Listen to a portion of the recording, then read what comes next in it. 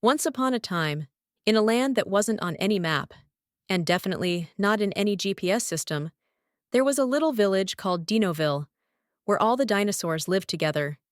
It was a quiet place, unless you count the stomping, roaring, and the occasional earth-shaking dino sneeze. Dinoville was home to 6 best friends: Avery the Tyrannosaurus, Addy the Triceratops, Kierran the Pterodactyl, Jack the Carnotaurus, Landon the Spinosaurus, and Dawson the Raptor. Now, Avery was a big green T-Rex with a heart as big as his tiny little arms, which, unfortunately, were so short they couldn't even clap. Addy, with her 3 shiny horns, was known for being the smartest dino in Dinoville, which means she could tell a rock from a pineapple, a rare talent. Kierran had wings and loved flying, but he was a bit afraid of heights. He was still working on that.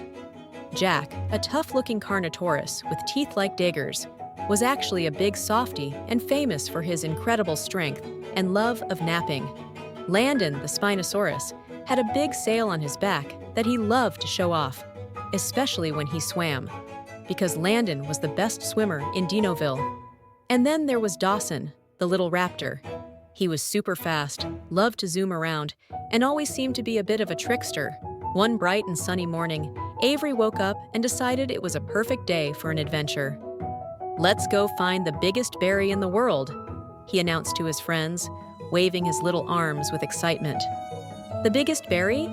Addy asked, tilting her head. "Why do we need that?" "Because I'm hungry," Avery replied. "And I heard it's so big, you could eat it for a whole week." Jack yawned and stretched his big, muscly legs. "A week's worth of food sounds good," he said, "as long as it doesn't take too much walking to get there." Kierran perked up, flapping his wings nervously. "But what if the berry is at the top of a mountain?" Landon grinned, showing his sharp teeth. "Or what if it's near the water?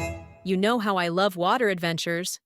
Dawson was practically vibrating with excitement, hopping from one foot to the other. "Let's just go already. If it's the biggest berry ever, we've got to be the first to get it." And just like that, he zoomed ahead, darting around rocks and leaping over logs. Avery, Addy, Kierran, Jack, and Landon looked at each other, shrugged, and followed Dawson on the journey to find the biggest berry in the world.